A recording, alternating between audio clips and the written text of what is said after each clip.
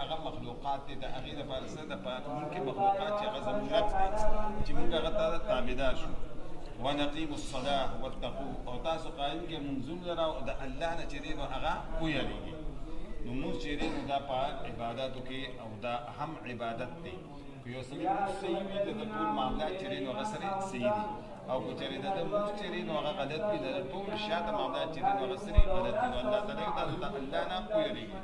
وهو الذي او دی الله تعالی ته الیه وهو الذي ارسل الیه دی الله تعالی تاسو چې دی نو تحشرون واپس کېږي. وهو الذي الله تعالی هغه ذات دی خلق السماوات والارض بالحق چې پیدا کړی دي اسمانونه او ځمکې برحق سچ.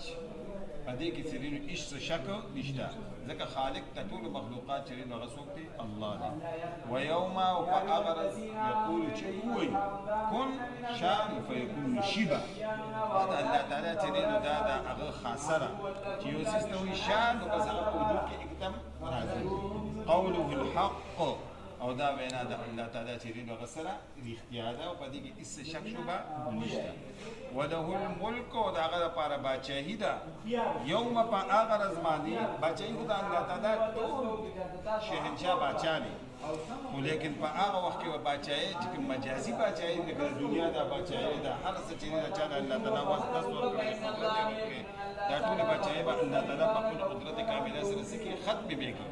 او یو به وایي چې لمن الملک اليوم لله واحد قهار. نن باچا چې دی هغه څوک دی همدقه الله دی او قهار دی دغه دی. یوم په هغه ورځ باندې ينفخ چې هغه وکړي فی الصور په شپېلو کې هغه وکړي. اسرافیل علیه السلام باندې مسیح وشي اعلان وشي او شپېلې سره به چې دی دا ټول مخلوقات او دا ټول چې ټول الله تعالی پیدا کړي په دغه شپېلې په وهلو سره به هغه څه شي پناه وشي ختم وشي. او دویمه شپېلې سره به الله تعالی دا خلق چې دی نو هغه راژوندي کړي چې څومره د اول نه والې تر اخره پورې څومره دغه چې دی نو هغه انسانان وفات شوي دي په ځمکو کې دننه د هغې تدفین چېرې په اوبو کې دي په هر ځای کې دي الله تعالی به په خپل قدرت کامله سره راژوندي کړي او راپاته سي. عالم الغیب والشهاده عالم د څه دی؟ په مغلوباتو باندې دی چې که پټې خبرې دي په هغې باندې معلوم دي او که ښکاره دي په هغې باندې معلوم دي. هغه د ظاهر او باطن یو دی. وهو الحکیم الخبیر والله تعالی حکمت والا دی او په هر څه باندې خبردار دی.